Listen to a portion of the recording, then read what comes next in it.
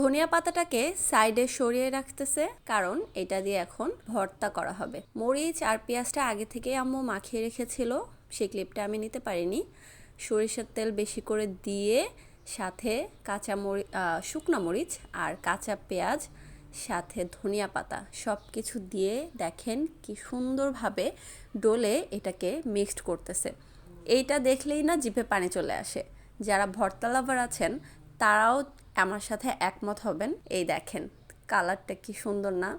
তারপর সাইডে হচ্ছে আলুটাকে আম্মু ভালোভাবে আগে মেখে নিচ্ছে। তো এইভাবে আসলে কেউ কি ভর্তা করেন কি না আমাকে অবশ্যই জানাতে ভুলবেন না। আমার আম্মু এইভাবে আলাদা করে মরিচ পেঁয়াজটাকে ডলে রাখে, তারপর যেটা যেটা ভর্তা করে সেটার মধ্যে মরিচ পেঁয়াজের মিক্সডটা মানে দিয়ে দেয়, দিয়ে দেন হচ্ছে একসাথে সবগুলোকে মিক্স করে। উফ, মাখানোটা দেখেই না লোভ লাগতেছে। কার কার এই মুহূর্তে এই ভর্তাটা দেখে লোভ লাগতেছে? যদি লোভ লাগে সমস্যা নাই, নতুন আলু তো আছেই, ভর্তা করে খেয়ে ফেলবেন। এইতে দেখেন আলু ভর্তাটা কিন্তু প্রায় রেডি হয়ে গেছে।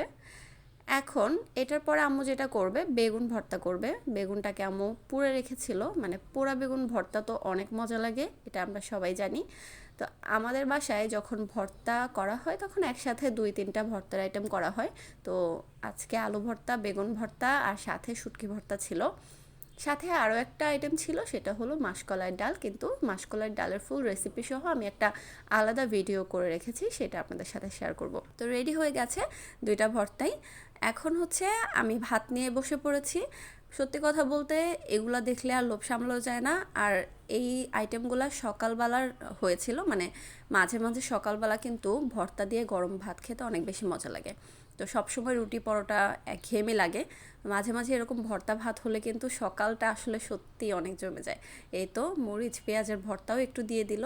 আমি ভাতের সাথে আলু ভর্তাটাকে মাখিয়ে নিয়েছিলাম, তারপর একটু মরিচ ভর্তা নিয়ে মাখিয়ে দেন এটাকে মুখে দিয়ে দিব। এটা খেতে এত মজা ছিল, যারা সকালবেলার ভর্তা ভাত খেয়েছেন তারাই জানেন যে এটা আসলে কতটা লোভনীয়। তারপরে একটু বেগুন ভর্তা নিয়ে নিলাম, বেগুন ভর্তার সাথে ভাতটাকে মাখিয়ে এখন বেগুন ভর্তা দিয়েও একটু খাবো। তো বেগুন আর আলু কিন্তু একসাথেও ভর্তা করা যায়। তো আজকের ভিডিওটা কেমন লাগলো অবশ্যই জানাবেন। আল্লাহ হাফেজ।